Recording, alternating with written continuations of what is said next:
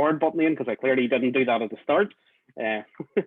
And I guess that brings us on to the Olympics, because we have a limited time this morning, so we could probably spend about 4 hours talking about your kind of early career. But the 2000 Sydney Olympics, for me, I found it quite interesting that you went into those games as a young man, sailing on his own, I guess, in terms of what the Olympics themselves. But you were pretty confident going in, and kind of went in with the mindset that you were going to win gold, and anything else was just pretty much failure. Like, where did that kind of belief and confidence for someone who hadn't been to an Olympics come from? I think, you're right about that being quite unusual, certainly in a kind of complex technical sport, to win on the first occasion. But I think confidence has to be grounded in reality. I've never been able to be confident about things I don't believe in. I guess, we have, obviously, in the run up to events, you have a lot of pre-competitions, you have world championships. I had got to a point where on paper I should be winning.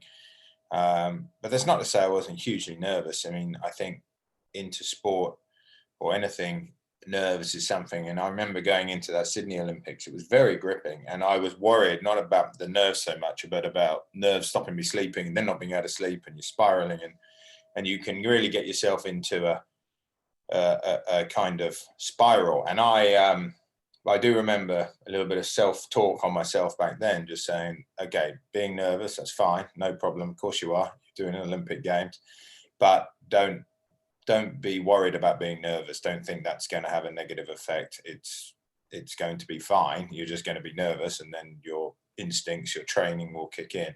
And that stopped me spiraling quite well. And I've used that technique.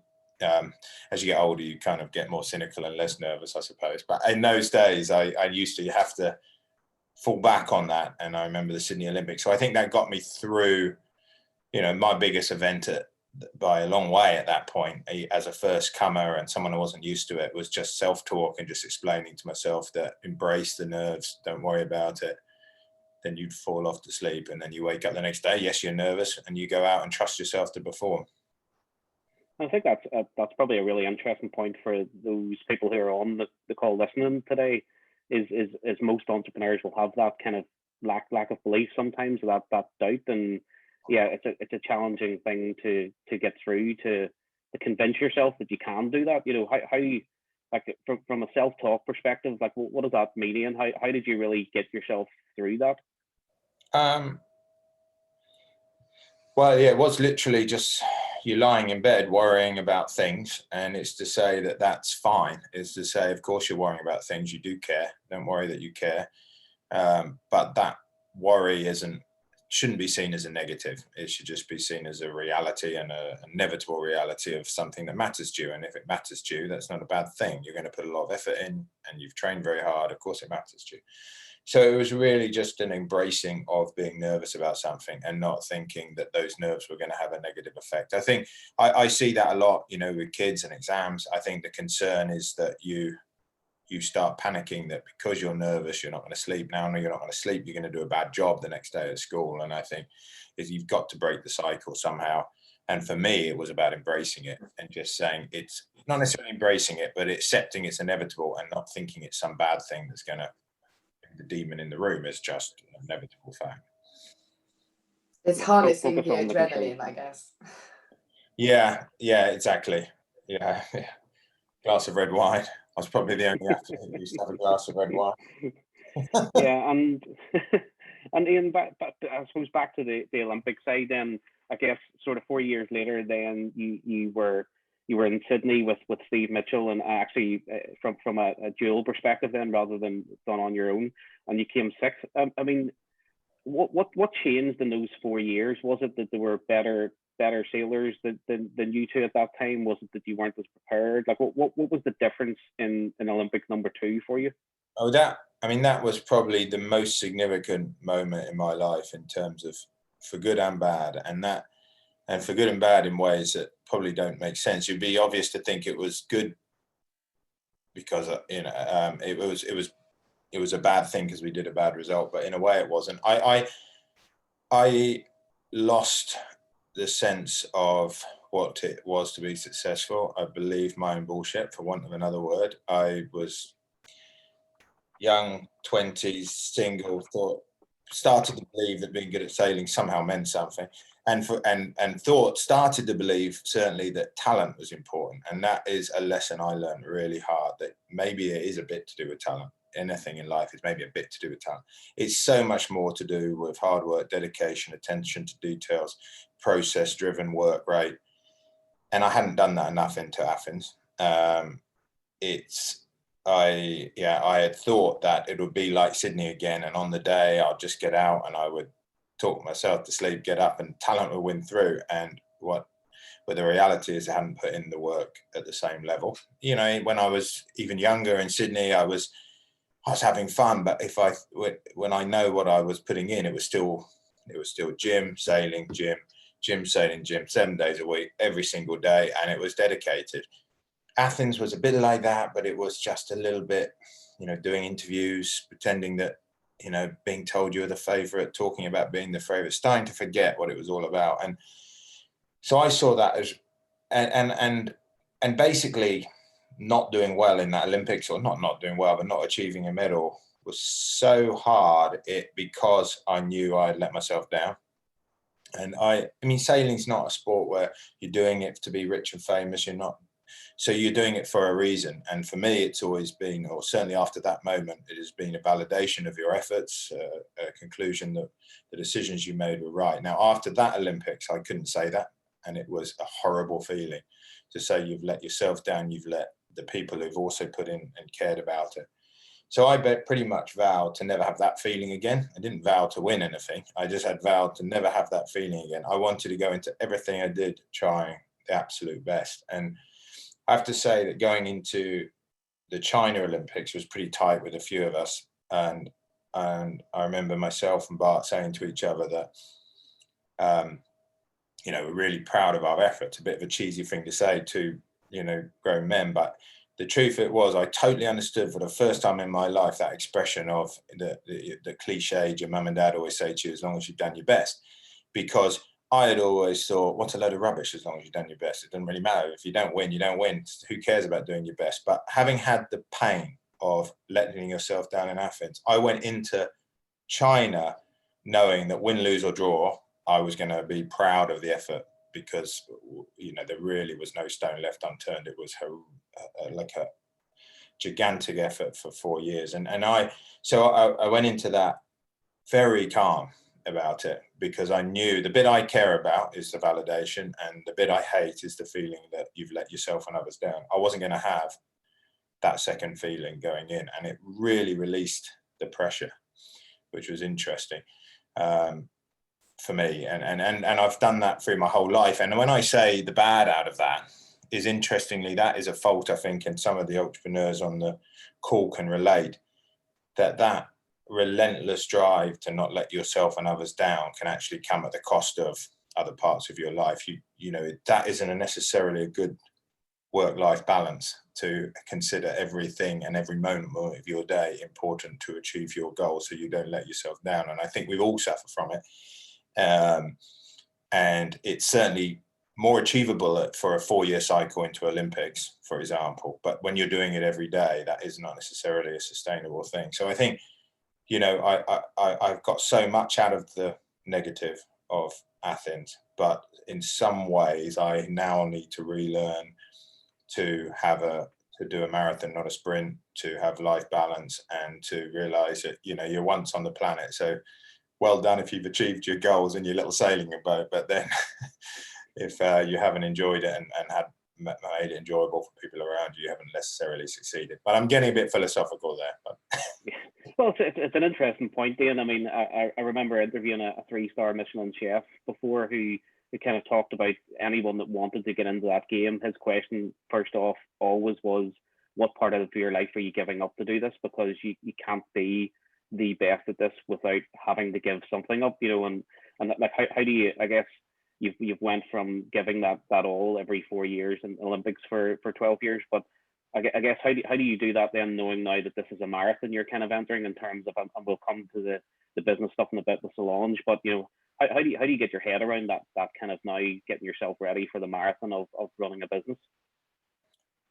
try to be stricter about weekends, like try to say that the weekends are off a little bit, which never was the case with sport. The sport was always 7 days a week. I mean, just physically you have to do 7 days a week. So and the other thing with sailing is the wind is not always, doesn't do Monday to Friday. So it was always a 7-day activity for 20 years for me. But I guess the only change is that I struggle in the evenings to switch off. So I wouldn't say I'm at a full success with it, but it's, look, all of us on the call, all the people listening are successful because they are very dedicated and into it. So you don't want to throw the baby out with the bathwater, but I think, I don't think I do have the answers any more than anyone else. It's always that trade-off between trying to do something that's important to you in your work life and something that's important to you in your home life as well. And I think, Ian, that's interesting because actually there's a lot of comparison made and studies around kind of sports and businesses. And one of the things, businesses I've tried to learn from sport is in sport, you do have quite good kind of recovery period, right? So I guess to be at peak performance, to use the kind of jargon used, you then as an athlete are forced to have a recovery period. But I guess maybe that, I don't know whether in the business world that you lost the structure or the structure is more for you to create rather the environment. So it must have been quite a big shift to go from, something you'd been doing for 20 years, if not more, to then suddenly, I guess, losing some of those reference points. It's the reference point. I was just going to say that it's the structure that you have, because you're right, particularly in Olympic sport, you peak every 4 years, really matters, and other sports is each week, but each of them follow a similar kind of well learned process of you don't perform at your best without a period of physical but also mental downturn before you go in. So you kind of, for example, before an Olympic Games, about 5 days before, I would always go away from the place, into the countryside, rent a house for 4 or 5 days, and then when I came back I was in race mode and the mind was switched. And obviously that's a bit different in business because you don't always choose your key moments. They're relentless. Running America's Cup teams has similarities to the business in that it's an engineering company, really, so it's continually having to be engaged, but it still has that beat and that reference point of you've got to peak up into something in 4 years and then that suddenly goes. So I think there are lessons to learn from sport, and I think if you ever in a business where there's some really big moments that I haven't had the chance with Artemis Technologies, but I could see that need to clear your mind before you go in. But it's very rare to have that luxury. And Ian, you talked about Beijing there. You kind of paired up at that point with your friend Andrew Simpson, or Bart, as most people call them, and you took home gold again. One of the things that I found really fascinating on kind of reading some stuff and listening to some things you talked about was the difference in how you reacted to winning a gold in your first Olympic Games to winning with Bart. And it felt very much like your first win. You kind of talked about standing on the podium and I guess not really having any emotion, whereas when you kind of won with Andrew, then suddenly it kind of felt a bit realer to you to have a teammate to celebrate with. What was different there about, like, what's the difference between, for you, that I guess being that one person doing it with, albeit with a team around you, but actually you're that figurehead, whereas then suddenly it was you with your friend? Yeah, I think when you're on your own and you're in this, as I said, I was talking myself into handling the pressure in Sydney, and it was just very go out, don't worry about being nervous, process driven. You can imagine emotions weren't exactly flowing out at all, and to the point no worried that anything could go wrong all the time. And that was a bit my nature, I guess, as well. But then when you're with Bart, who when we cross the finish line, the first thing he's doing is punching the air and hugging you, and there's is there a protest coming? Have I done anything wrong? None of that, because he's already diving on you and jumping in the water and everyone's going mad. So I was with a different character. I was with someone who was who got excited straight away, and in any thought of nerves would have been a bit silly, me saying, "But well, we might not have won. We've got to check all this." And then the moment, never really had a moment in Sydney because of that. Whereas with with Bart, you know, it was all flooded out. But then I guess the other main thing is, I think particularly for him, he's been a really good friend of mine for 25 years, and he had helped me so much in my previous campaigns, because you only send one person per country. He was pretty much the second best men's heavyweight in 2000 and my training partner, and didn't even get to go to the Olympics, and it was on the shore in tears when I came in, having won in Sydney. So there was so much emotion for me being able to see someone who deserved recognition and success so much, like him, who'd only ever done it for others, and with zero recognition. You know, when you're the training partner, you're giving your life up for and your time for nothing. You get no of the accolades, and there he suddenly was getting the recognition for the talent that he was. And he's such a nice guy. It was pretty special for me to see that moment, you know, to be part of that and to have helped deliver that for him in a partnership. He certainly did his 50% too, but between us, we, you know, delivered something for me, but for him, who at that point certainly deserved it more because he hadn't been recognized previously. Yeah. And this may be a tough question, but you talked early on in your career about you first being it and you second place is losing. You, when it came to the Home Olympics in 2012 in London, what for you was getting a silver, was that a failure for you, or was that still a win? Not a failure, because I went into the Olympics exactly the same as we went into China. It was a relentless effort. Like, I knew that we could have done nothing different. I actually also knew we were the best going into the Olympics, but in any sport, particularly sailing, there's a vagaries of whether it goes right on the day with the wind. It went right for us in China, actually. We were very close in China. It was not to say we were better than the others. It went our way. Actually, going into London, we probably had a pretty good edge on that same pair from Brazil and pair from Sweden that were very good, the same ones as the three as before. We'd actually pulled out quite a way on the averages.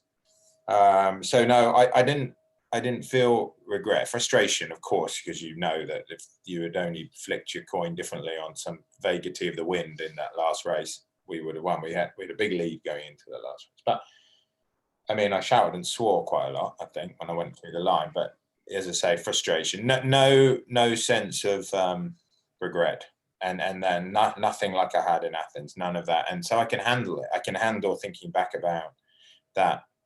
It doesn't really feel a whole lot different than China to me. It was a reward for a lot of effort and a validation of those decisions.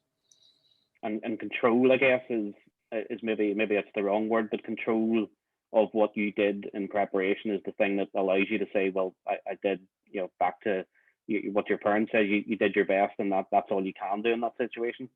Did your best, and you didn't make fundamental errors. You were kind of were on paper done enough to be the best there, and then it didn't go that way. You kind of have to learn to deal with that in sailing, and I think it's no different than business. There is an element, and one of the key things I do, because I work with the Olympic team now, is just to try, you know, the biggest coaching role I'm doing is when they cross the line, is just basically saying, there was no one knew what to do there. The winners, you know, they tossed a coin as much as you did, it went wrong, and then let's get into the next race, because there's a reason you do 12 races in sailing, because you need to try and average it out, because the wind is very unpredictable sometimes, and there's a skill in it, but it's a real gamble. We control the controllables, take pride in how you've made those decisions, believe that you've done well. If the wind or the markets go against you, the last thing you can do is start doubting yourself. Stick to your process and keep going, I would say. Yeah, and yeah, true, very, very similar to business, as Solange pointed out. And before we move on to Artemis Technologies, I guess a year after London, Bart's catamaran capsized in San Francisco Bay and tragically died.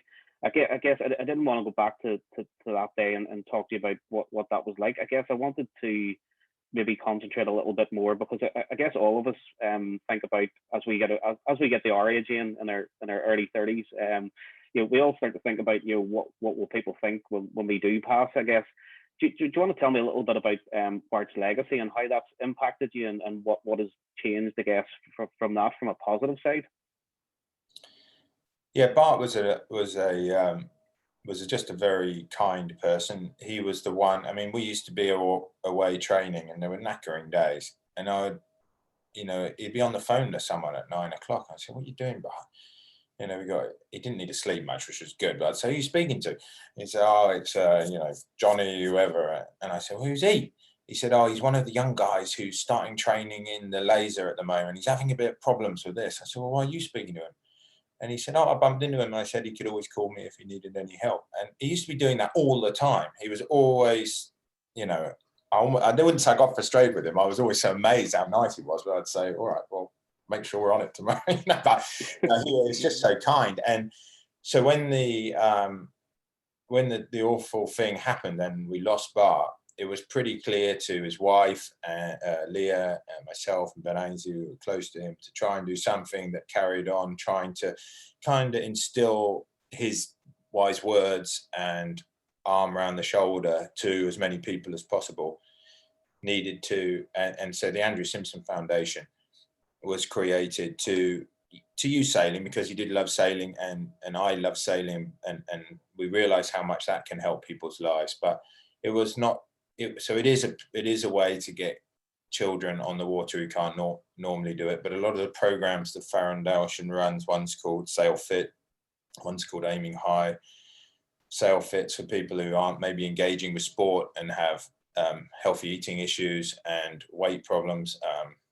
Aiming High is people with confidence and issues and behavioral issues. And so it is trying to use sailing, but to do it in the way Bart did, which is to try and put the arm around people and say, you know, you can achieve what you want to achieve, but it's not that, in a way, it's not about achievement. It's about saying someone does care, you can enjoy that. And we have, you know, I get so many wonderful moments, you know, selfishly, but seeing his legacy be lived out like that. Some of the stories from the kids.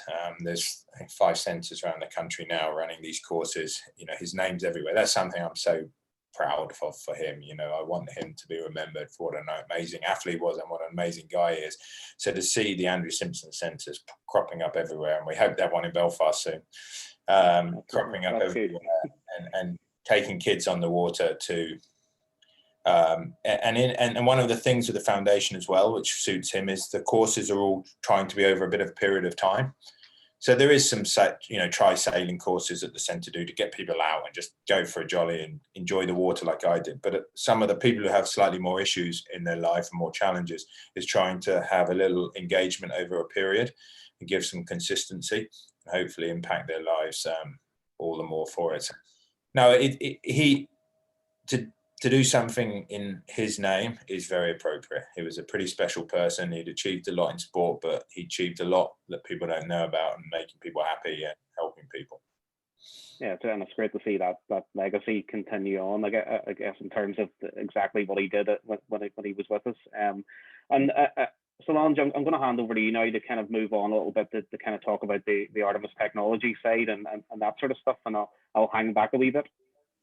Thank you very much. So, Iain, I guess, how did you go from sailor champion to entrepreneur? Because it's, you know, it's, I guess you're not the only person, but it's not that common a career path either. No, I mean, before I did Sydney, I did an economics and maths degree, and I was pretty set on, well, I didn't know I was going to do well in Sydney, so I was assuming I was going to do business. I actually wanted to as well. I mean, the sport thing took over me a little bit rather than necessarily being a dream as a kid. I obviously loved the sport and I wanted to compete, but I quite enjoyed, I mean, embarrassingly, I quite enjoyed like the maths at school and uni, and I quite enjoyed some of those aspects. And therefore, with the America's Cup, though, I really found that again, running America's Cup teams, it's about 120 people. It's an engineering challenge. You've got designers, build teams, contractors. You're getting supply chains developed. It's quite like running a business, and certainly as a sailor, still on the boat in the last campaign that I did, I was under no illusions that the sailors made no difference to the result. And the Formula One this weekend, and they're writing the stories now to try and claim otherwise, that the young kid came and won by just almost as much as Lewis Hamilton. I can tell you the America's Cup's like that, and it's about to happen again. The sailors do make a difference in terms of their contribution, their drive, they motivate, but in a way, the entrepreneurs on the call do of their own business, but it's the technology that makes the difference. So he was running a business effectively with the America's Cup into 2017. But then the main reason I switched is that in 2017, my first only son was born, Leon, and it was the week after the America's Cup. It was quite fortuitous timing. A week earlier would have been a bit bad. I would have been in a lot of trouble. And that made quite a difference for me personally. I didn't want, on a personal level, I wanted to find a way to be more grounded in one place. The America's Cup and Olympics is a full travel show. You're moving every 2-3 years. So it was a bit of a selfish motivation. But in a less selfish way, it was very clear that the technology that had been developed into that America's Cup and the one before, particularly just because of the way the rule was written, was able to produce quite stunning efficiencies in maritime.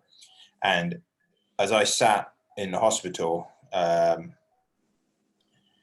because we were there for about a week, it was exactly the time where the IMO were bringing out, which is International Maritime Organization, were bringing out the announcement about the fact that the pollution from maritime was really quite dramatic, and they're a target to try and reduce it. And so I spoke to the America's Cup owner of our team of Artemis Racing and talked to him about would he have interest in partnering with me on a business to try and to commercialize some of that technology and try and see if we could find efficiency savings through the hydrofoiling or wind propulsion through the wings, and run it through our models and see if it would make sense for businesses.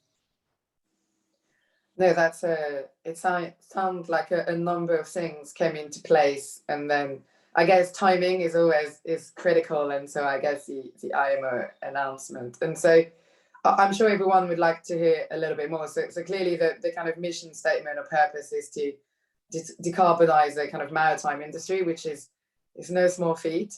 But could you share a little bit more with people listening to us about what Artemis Technology is and is focusing on, and kind of what stage of the business development you're at?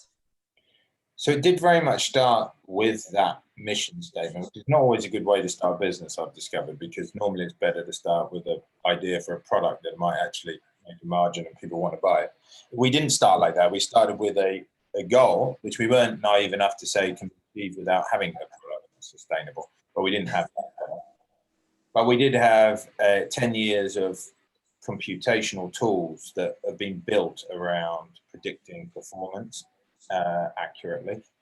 And the reason for that is, the America's Cup's a funny competition for those who know sailing. Basically, it's the person who won the last one gets to basically write the rules all over again. So they rip up what's happened before, they normally do, and they make a completely new set of rules. It's like the Formula One deciding they're going to do it on bikes. They're going to have to cycle, or they're going to have to do it on a hot air balloon the next week. So, I can't wait for that one, Ian. That'll make Lewis Hamilton an even more entertaining figure. Yeah. And so it makes you open-minded to having to have computational models that we call our low fidelity models. But ultimately, they're wide. They can attack a big design space very quickly. And it's, my economic background and reading and learning and a lot of help from other people, you can start to try and understand the business case from a consumer standpoint. And when you marry the two things together, you're looking for places where some of our unique advantage might be attractive. Because the other thing that I was pretty aware of, even if you could see something that could be attractive to a consumer, if there was no technology in it and no differentiating technology and no barriers to entry, the people that I cared about, the team that I wanted to keep together, weren't going to have jobs. It was just going to be made cheaper somewhere else for no interest. So it had a secondary criteria. It had to be an area that seemed to have commercial sense for customers, and it needed to be complex and difficult and have barriers to entry. And those barriers are something we'd already surpassed through our previous knowledge. And we went through quite a lot period of that. As a consulting business at the time, we were probably doing half our time working as paid customers for race teams generally, with our designers, and the other half of our time investigating areas where we saw commercial viability for things around wing sails or hydrofoils. And so the net result was electrification being a big push, as it is in a lot of, obviously in automotive, being a big push and getting there a little bit. But in maritime, a little bit like aircraft, the challenge was range because of drag. Boats are not very good. They're pretty high drag when you try and go fast. Now, the other, when we're talking about big ships, they're not bad.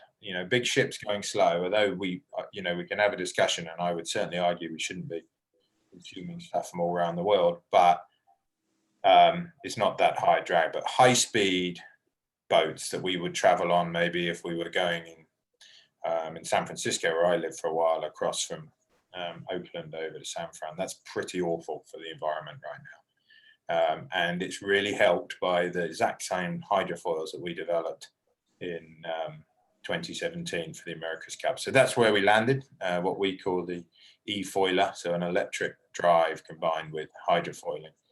And so we set about developing that product, and we are still doing that now, funded by private and public sector.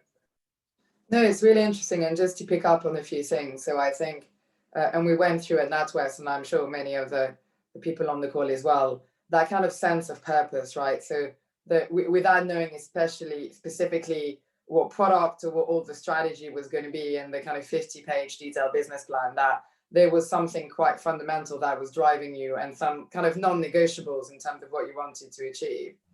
And then actually, I do think there is value in identifying the problem first and validating that problem and then kind of figuring out the solution. And I think certainly on climate, it's been a problem for a long time, but again, timing wise, this is now kind of undeniable, at least kind of 99% of the people on this planet. And what I think is really difficult, and again, some of the journey we've been on at NatWest, where there's some parallel, is it's kind of new, right? We don't know what the gold standard are. We don't know what the perfect answer is. There's a lot of the science is, aligned, but there's a lot of differences within that science. And so I guess similarly, our CEO made a commitment earlier this year, which is the right thing is we're just going to halve the carbon emission of the lending we do, because as a bank, we have a huge role, not in terms of just our emissions, but others. And it is quite a scary thing to kind of know that the right thing to do or your commitment or your business lies in delivering something and committing to that before having figured out every part of the answer. But it's a brave thing, and I think it does pay off. But I guess you've made a bit of a leap of faith, as I would call it, a strategic one, but a leap of faith. Yeah, and I salute you guys, because I believe the finance side of business is driving a lot of the environmental change, because literally what you said affects many people. If you're going to change to what you're willing to lend to achieve a 50 reduction in, but that's huge, because I'm feeling that pressure. A lot of our customers, by the way, that we talk to, it's early days for us because our technology is doing development. A lot of them, particularly oil and gas side, are saying that it's the banks pushing them. Well, they are pushing themselves too, to be fair. But the bottom line is, if a lot of these companies can't trade without the financial sector, and if the financial sector is making the push, and I think in some ways that's amazing, because it really should be government, and I think we are here and doing quite a lot of it in Northern Europe quite well, but it should be being pushed more by governments. But if it's been done by the private sector, which it undoubtedly is by NatWest, I think that's really, really important.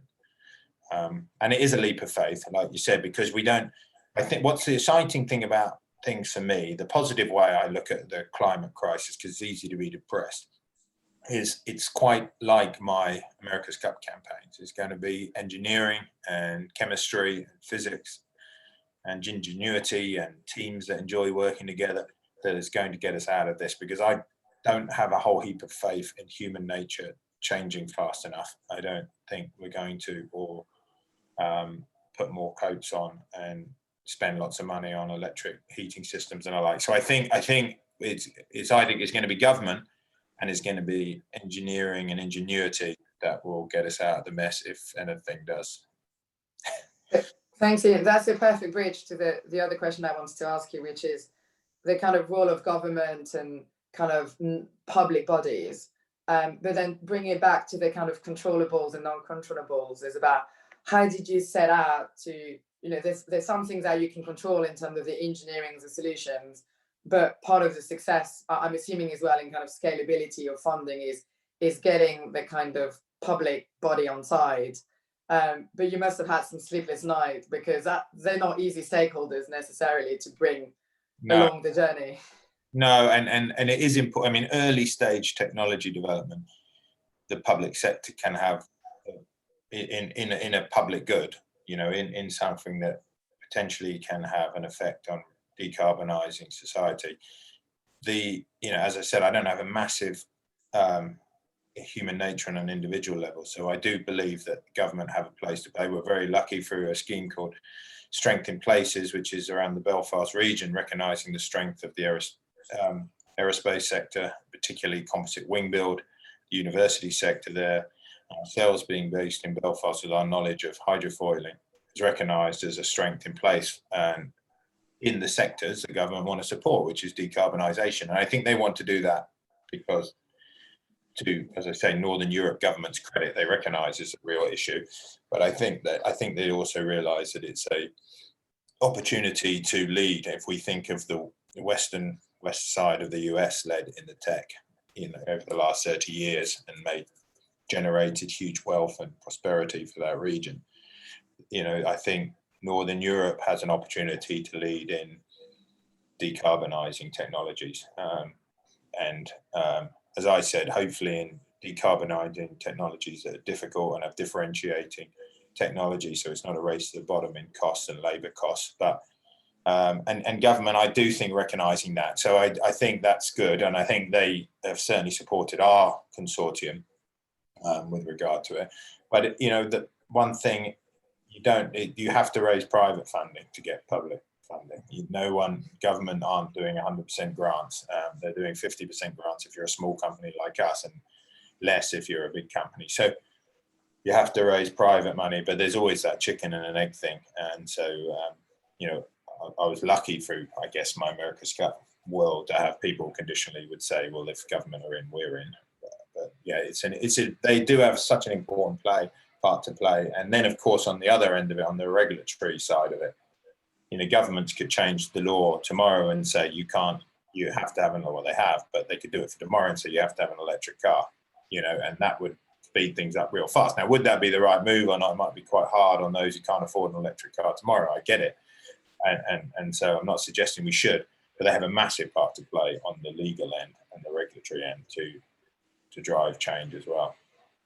Yeah, no, I agree. Behaviours are hard to change. And the other thing I think is important is there's a lot of interest and there's a lot of, people wanting to support the green economy, which is brilliant. But I think we've got to find a way to help the transition. And maybe the transition is happening quicker than we expected. I mean, time will tell. But that's a tricky challenge. And there's probably quite a lot of opportunities within that as well, because I don't think as a society or from a moral or ethic perspective that it's okay to just let people behind, right? Because that's not the right answer either. Whether it's cities, it's people, it's businesses, we've got to help do that brown to green transition or reinvent themselves. And I think the banks have a massive part because, good news for you guys or bad. But this is where, for me, the green economies, and it was actually in the news this morning a lot, that it's not more expensive. It's not more expensive over time. It's a much higher upfront capex cost in a lot of cases. So electric cars is classic. There is a point after 15 years or something where you have spent less money on your activity of driving your car around but for those 15 years you're behind. Well, that's classic role for finance. But the best lenders, the best borrowers in the world at the moment, the government, and they will always be the case. So for me, where government and financial institutions can work together is helping consumers to make that transition, de-risking people, and the money that's been spent recently, again, to the credit of the government with coronavirus, that kind of effort, but in loans, or guarantee of loans, that the financial sector then can take the risk on this. That for me is the answer. What did they said on the news this morning? It's going to be 1% of GDP loss over by 2035 or something, to lose 80% of our emissions in the UK. This was, and that would be, 1%. Government could put the 1% in, but the key is it's not 1% in the first 5 years. It's a hell of a lot of money in the first 5 years, and then it's paid back slowly over time. So we've got the infrastructures in place. We've got the best banking sector, in the world. We need to. For me, there's a real part to play there. I mean, I certainly bang that drum really hard whenever I speak to politicians and banks, and I think bringing that together is an important part. And the maritime sector is big on that, because the maritime sector have always needed a lot of lending, because they're big items. You buy a ship, it's a big item.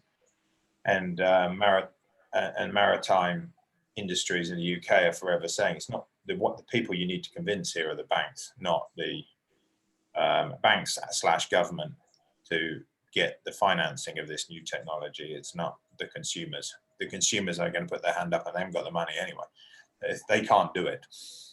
No, I agree, and I think look, we're certainly trying hard to play our part, and I think we're just going to have to be innovative in this financing, and there's going to be a different type of risk.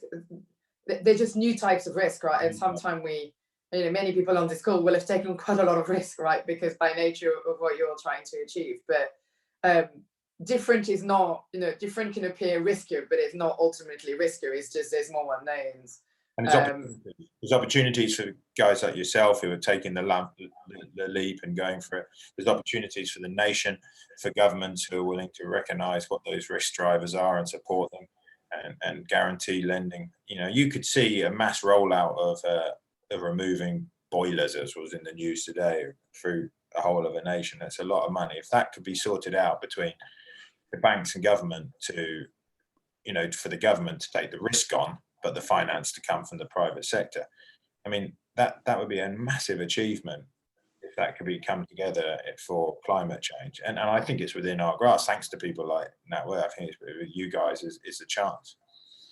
Yeah, and certainly that's where some of the COVID, not that anyone or I would have wished the COVID crisis, but it did bring out some of the best in the time, in the kind of, some of the conversations that have been parted to, the way that you can really mobilize and deliver quickly.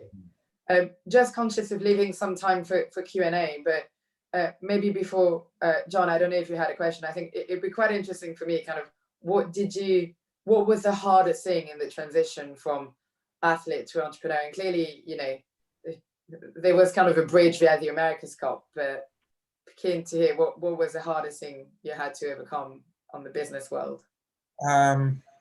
Yeah, I think cash flow uncertainty. I think most people can relate to that. No, feeling a responsibility for the cost side, i.e. the people generally that you have to work with and motivate, and balancing that off. When the Olympic sailing, for example, me and Bart always knew there was no money in it. We were always in it together. There was none of that kind of knowing how much to divulge, how much to share about the cash flow pressures. And I think that's probably quite recognizable for a lot of people. You feel a lot of responsibility, and the whole pack of, house of cards thing, you feel like you're holding up and hoping there's not another gust of wind every single day. So, hopefully with businesses as they grow, that goes away a little bit, but I'm not sure it ever does. I'm sure the COVID things, a lot of big businesses, there's someone quite near the top feeling quite a lot of pressure, however big the business is.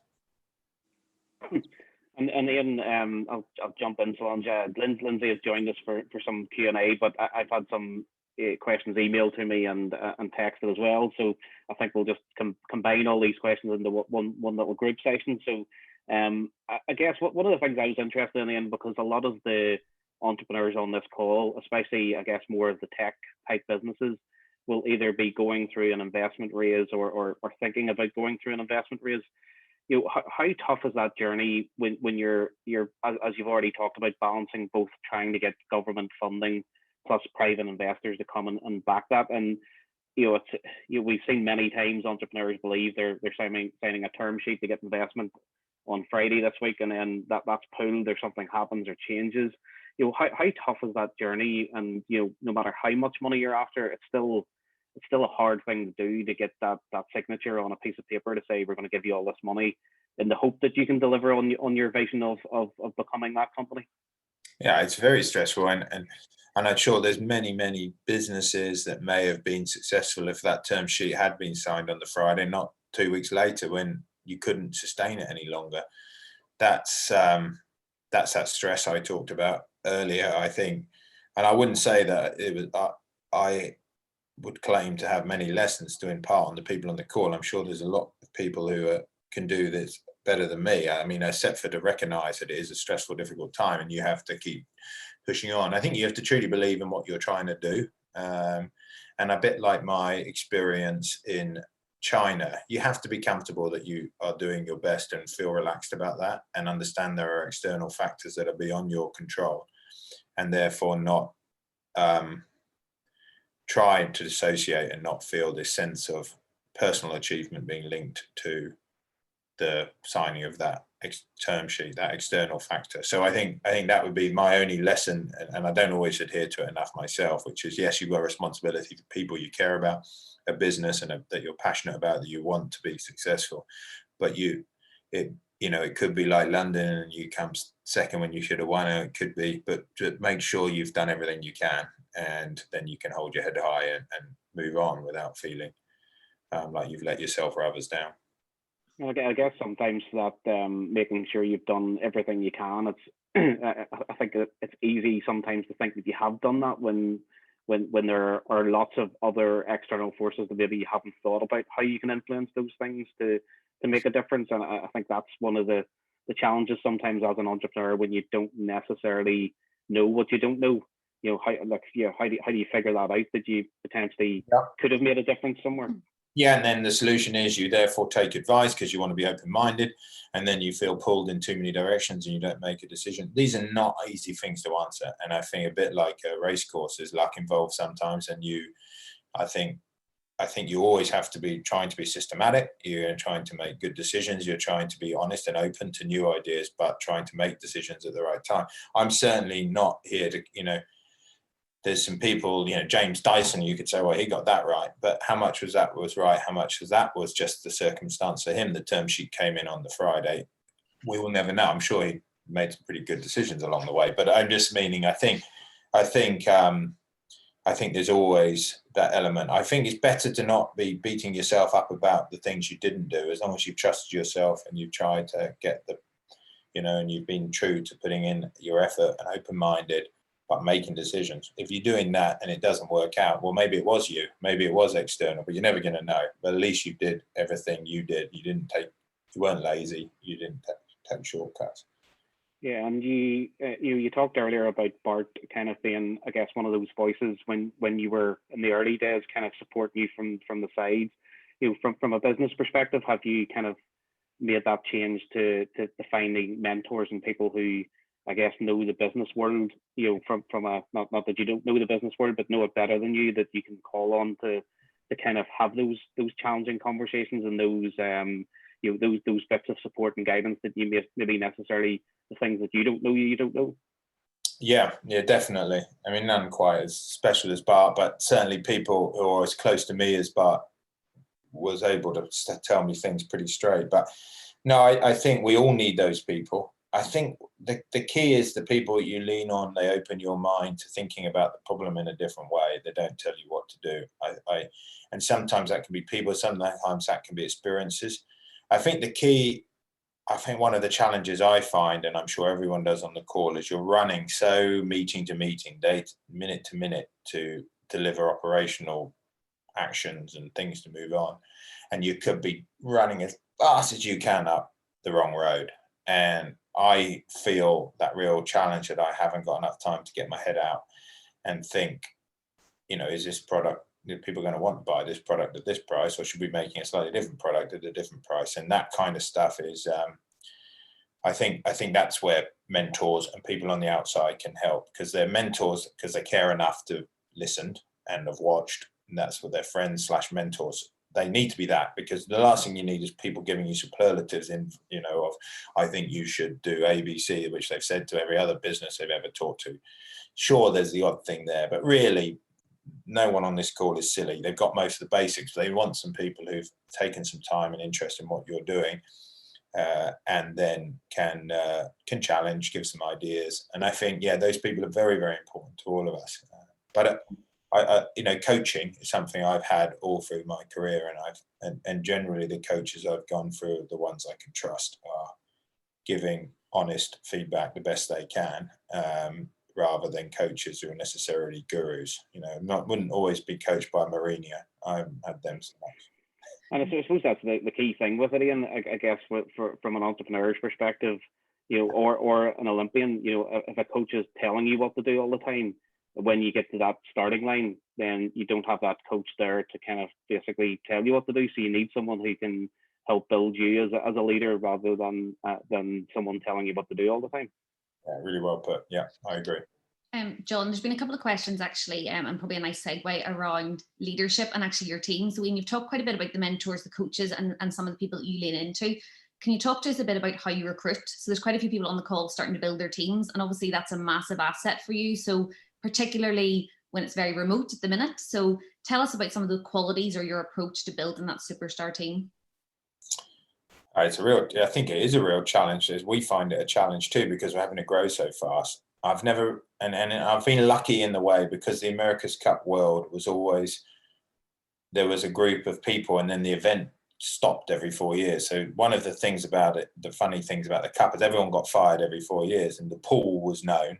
So as long as you were friendly and affable and wanted to get on and see if you, it was really just about, you knew how good they were, you knew the credentials, certainly more than the big wide world. So I found that actually quite difficult.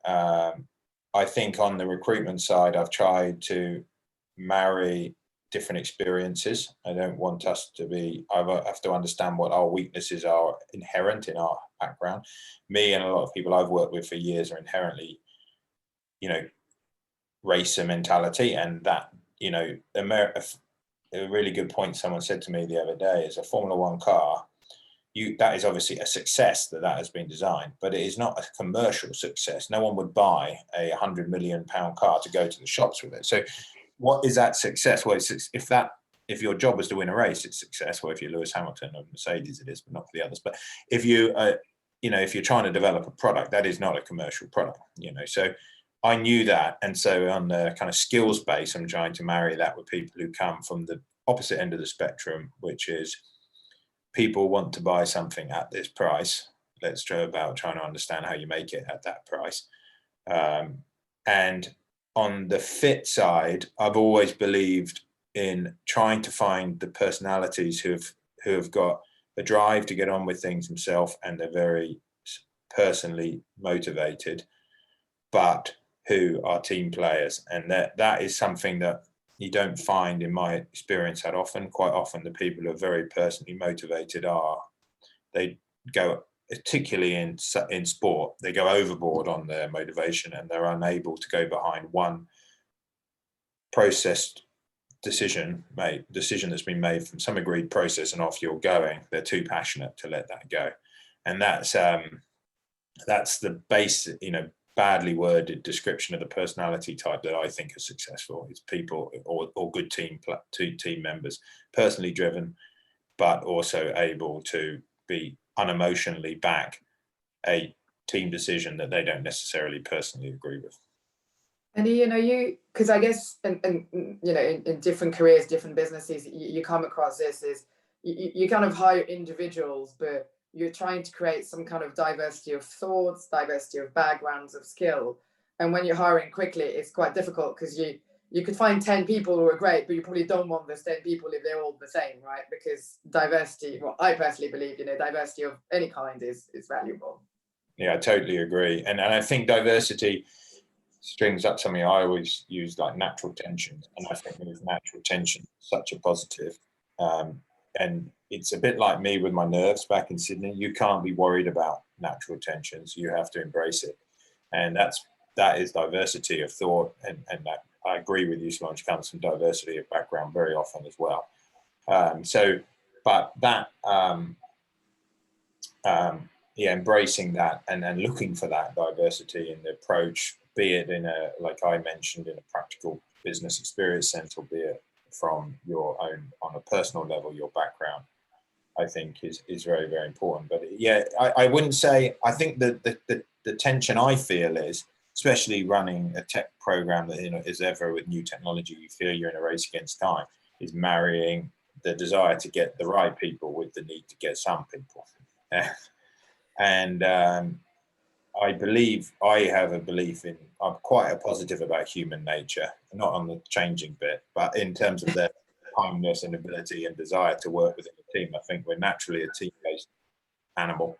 We do generally want to work together. So I would rather get the team in, get going.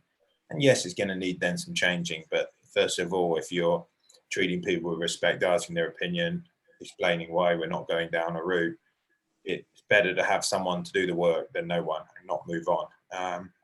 But yeah, it's certainly, it's not saying we're doing it, it's not easy. It's certainly not easy. I struggle with the recruitment side of it. It's more the speed of it, the need, desire to, I'm used to having all these America's Cup people I know the name of to call up, and that isn't the real world. Yeah. Ian, you mentioned there about that that positive voice or talking to yourself, particularly during your sporting career.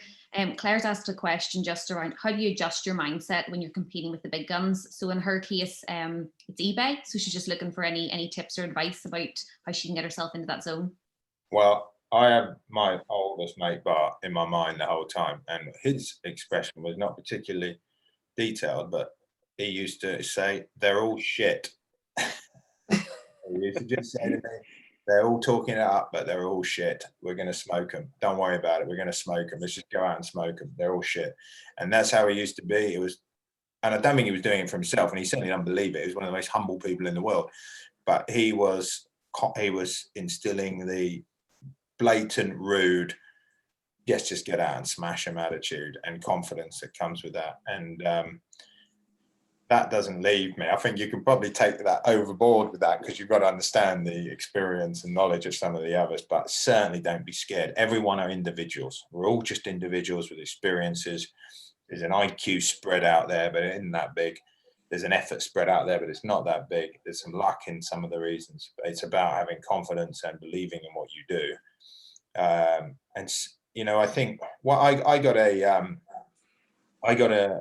email. Well, it wasn't an email in those days. I guess it was a letter or something from Sir Steve Redgrave when I won the gold in Sydney, and he said, "Well done for what you did, and I'm sure you'll have a good time, but you'll never walk in a room. Whenever you walk in a difficult room now, there'll be something that will keep your confidence with you forevermore." Is how he wrote it. I can't remember exactly, but that is true. I think everyone needs to find that in themselves. Everyone should have self-respect for what they are, what they achieve, whether you're a big company, a small company, who cares? We're all going for it, and we all have good ideas, positive ideas, and we're trying to achieve things. So I have that Redgrave letter, and then I have Bart saying they're all shit. I think my more political answer, I've been taking some of your key highlights that we will share with the attendees, but yeah, maybe don't quote me on that one. But particularly though, I think for Claire, some of the things that you said earlier on, as long as you know that you've done the best you can and actually control the controllables, you know, Claire, they're two really good pieces of advice. And even an Olympic athlete, Olympic champion, has nerves and embracing them. So I think there's three really good pieces of advice there, plus the one Ian's just given us. That's the bar.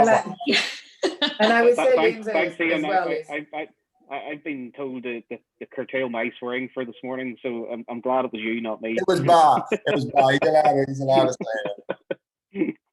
So Lindsay, as well, what I would say, you know, and I've worked in big banks, I've worked in little banks, and you know, everything has advantages and disadvantages, right? And your age is different, and so you can't compete by trying to be them, because that's probably going to be difficult, right? But I'm sure Claire has certain things that, you know, eBay has lost in the scales that it has, and they were also little once, right? Yeah, brilliant points to launch, absolutely. Iain, these are a couple more technical questions, so these are definitely going to you.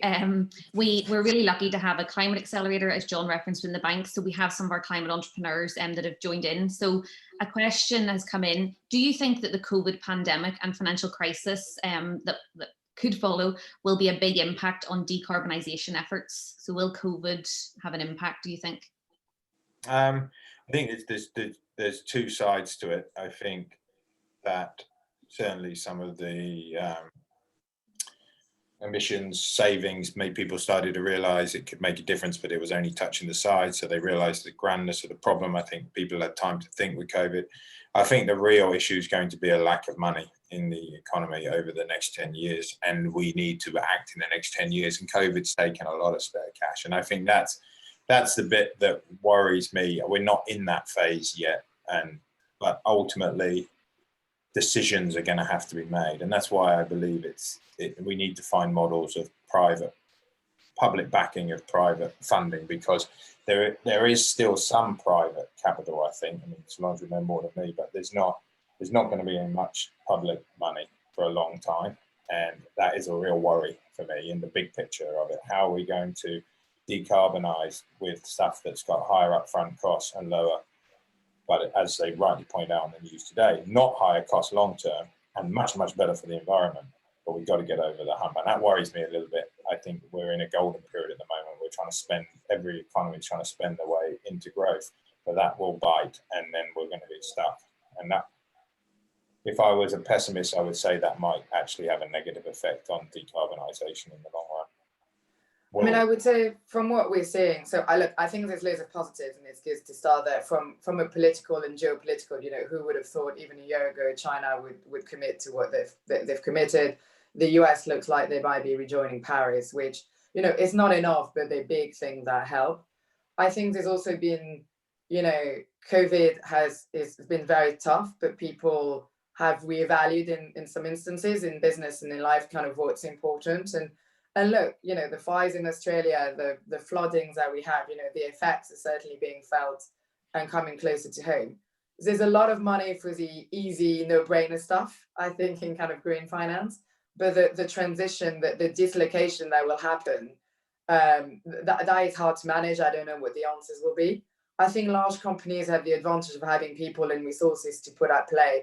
I guess my worry as well, and I think the Climate Accelerator is brilliant, by the way, and it's really important from the ground up that business think about climate as it is we have a lot of the businesses, the SME, the lifeblood of the economy in this country, where no matter how well intentioned they are, it's going to be tough. We are entering in a recession, and the impacts have been paused a little bit because of our chancellor's actions.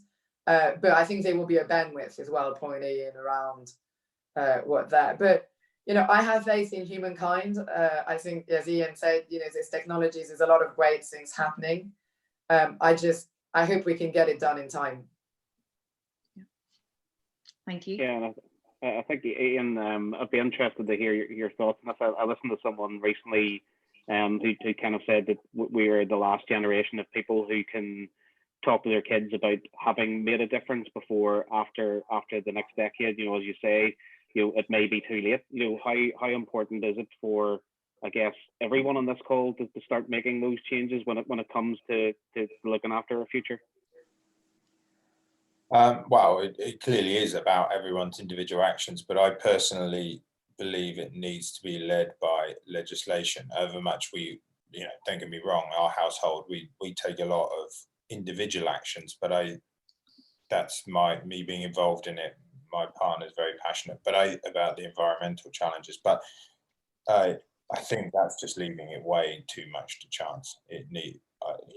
We do some things like 10p for plastic bags. For me, that kind of nudge behavior should just be way, way harder. It should be, you're carrying it in your jumper if you've forgotten your plastic bag. It should be banned. I just don't understand why we're not harder. Packaging is something that would be solvable. Just ban it. Just be harder on it, because people have busy lives. Not everyone has enough insight to it all. I believe in being quite firm on that side of it. and the same with the emissions, which is probably emissions, water overpopulation is bigger challenges. I'm not sure I'm quite saying the old China one-child policy should be good. We've got to be a little bit more dictatorial about our legislation aspects to try and nudge behaviour a bit harder, I would say. So more than saying what should we all be doing on the court, I think we should all be doing things on the court, and we can all do better. I mean, I can certainly do a lot better than I do. But I'd like it to be a no-brainer for me and everyone.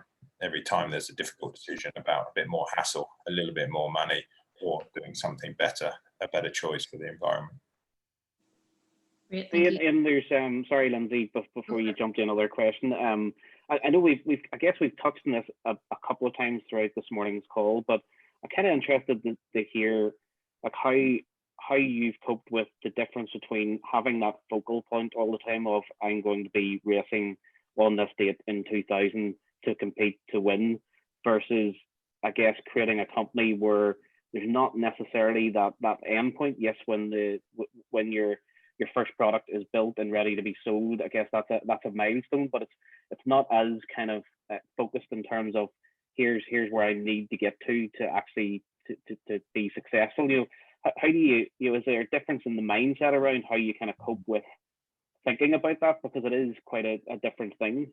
Yeah, it's probably harder to not have an end. I mean, it could have an end. If there's an end, it could be the end. The end in a business isn't always good. But as you say, you've got to have milestones that you're trying to celebrate and achieve, and take some pride in it. I think probably in sport you're very lazy about celebrating success because it's so obvious that what your competition is and whether you've done well or badly is very descriptive. Whereas in business, it's not always obvious. So I think taking the time to recognize success is important, and that's something that's been hard in COVID times, I think, for businesses, because success is often, as I said with Bart, it's so much better with someone else and shared, and not being able to see people is pretty hard over Zoom to pat yourselves on the back for something little or small that's gone well that week or month. Yeah, Zoom has a tendency to turn it into your first Olympic triumph where you're standing on your own, whereas Bart putting his arms around you, I guess, is the thing we're all missing right now. Yeah, exactly. John, we touched on kind of some of the stuff around team players, but Ian, I wanted to mention this one because John has written a question on the Zoom. As a crew member on Halong Bay, Vietnam, in the Clipper Around the World yacht race, so a shout out to John. He just wanted to know about some what values Ian sees as the most important to make a good team player. So I know you touched on some of that, but I wanted to shout it out, and if you have anything else to add, just as John was a crew member. You have to be brave. That's a good one for going around the world. Good on John.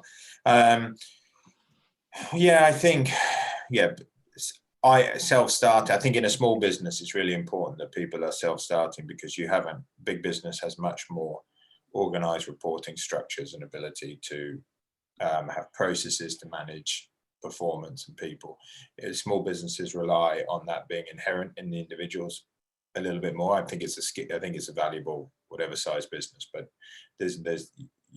you just don't have the resources. So, people need to care about what they're doing for whatever reason it is. And that's, it can be for personal ambition financially, it can be for the enjoyment of being part of a team, or it can be for what you're trying to achieve if you're more of an environmental business. But I think in a small business, the priority of call it self-starter, call it self-motivated, I think those kind of skills are pretty important the smaller the business gets.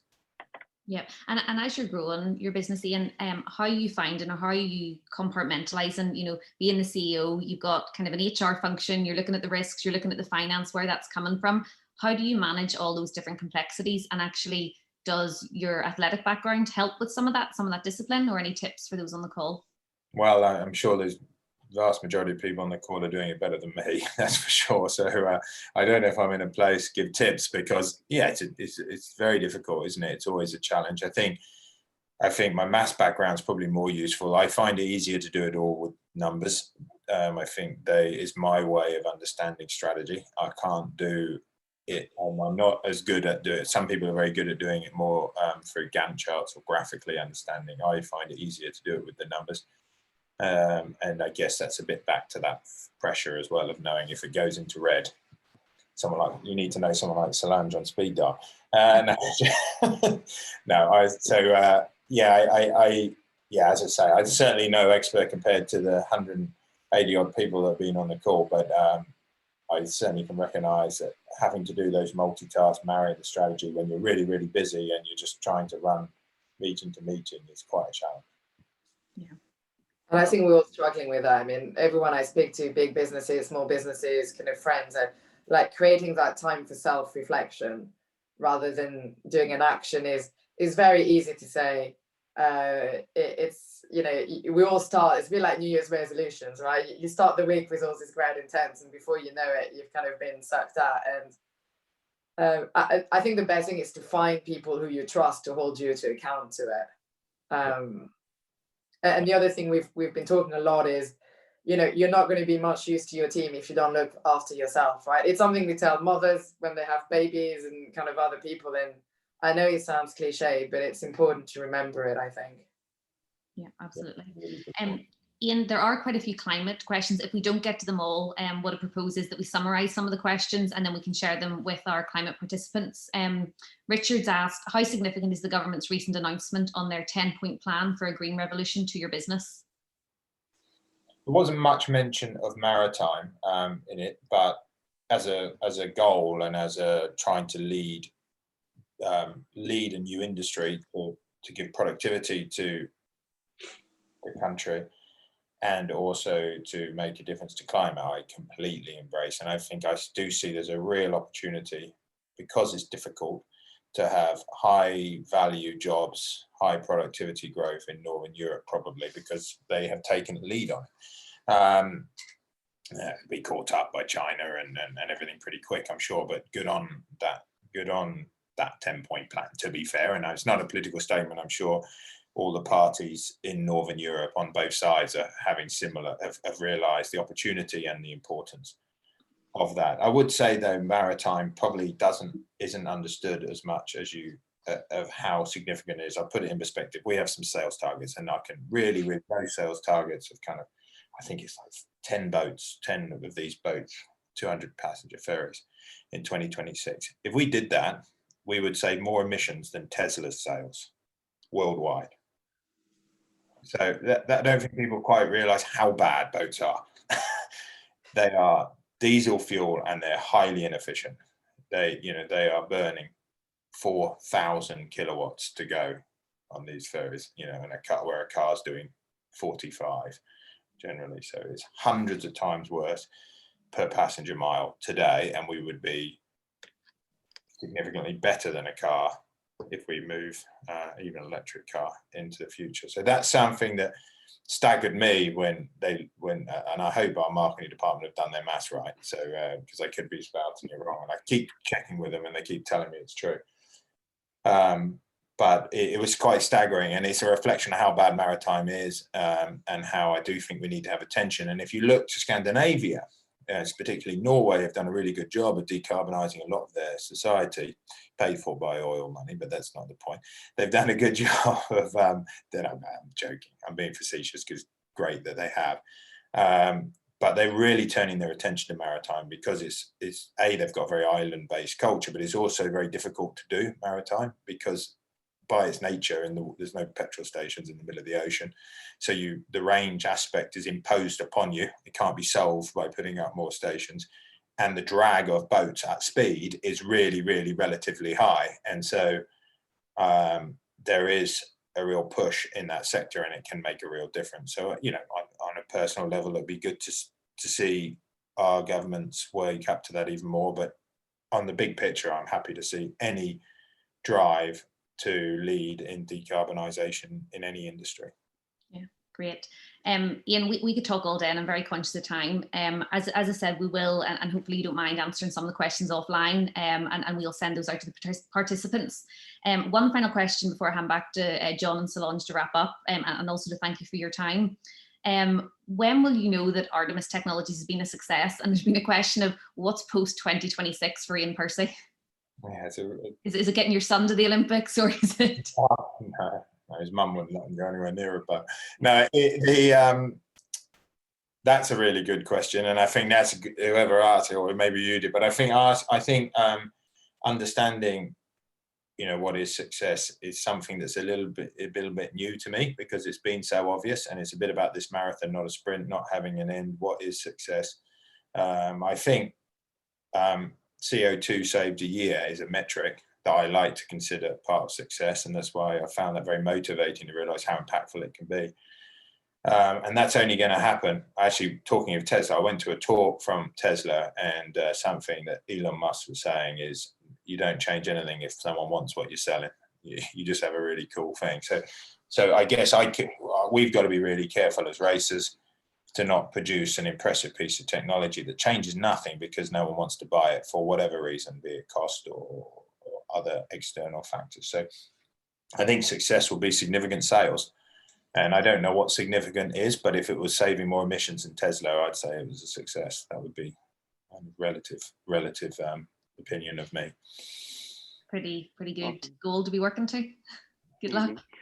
Thanks, Lindsay. And Iain, a massive thanks from us for joining us today and spending some time with us. I think Lindsay has taken loads of wonderful notes that we'll send out to everyone on the call today. But I think for me, probably the one thing that stands out across many of the things you've talked about is making sure to control the controllables and block out the noise around those things is definitely the thing I'll take away from today. And Solange, any final words you want to say before we wrap up? No, so again, a huge thank you. This is definitely the best part of the day today. And I have some Christmas drinks on Zoom, so you really topped that. And thank you for sharing your insights, some of it very personal.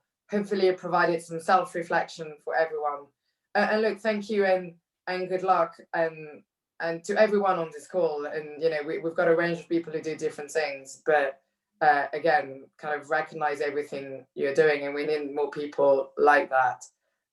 And we hope, at NatWest we can continue to support. We'll continue to do loads of things on climate. We've got COP26 next year, which is the big thing, and going back to your point, Iain, around some of the government involvement in that. So a massive thank you, and a very merry, happy Christmas when it comes. Thank you, Solange. Thank you, John, Lindsay. Thanks, Iain. And for everyone else, don't jump off just yet. I know everyone hates to give feedback, but my colleague Lucy is just going to put up either a QR code you can scan or a little thing you can type in your browser. I think we've talked a lot about feedback today and getting those kind of honest feedbacks from people. And I think for us as a bank, we're really keen to make sure that as we look towards 2021 in our series of audience with events, that we've had some really great speakers like Iain today, but really keen to get your feedback and your thoughts. So please do fill this in. I know everyone hates it. It should take you 30 seconds. And for anyone who is interested in funding, we do have a funding event tomorrow. We have some other events coming up before the end of the year on I guess that mindset piece for yourself. So you'll find those details on the same place that you got. And Lindsay, I've clearly forgotten something if you've jumped back on. What have I forgotten? I was just going to say, we talked quite a bit about looking after ourselves and also investing in our teams. We do have a series of wellbeing events coming up again via that same link. So funding and wellbeing, two really critical things, particularly in the current climate. So if they're relevant, absolutely sign up for them. We'll be delighted to see you on them. Yeah, awesome. So thanks everyone for joining us today. It's been a pleasure, and hope you all got as much out of it as myself and Solange and Lindsay did. And we'll see you all at the next event. Thank you.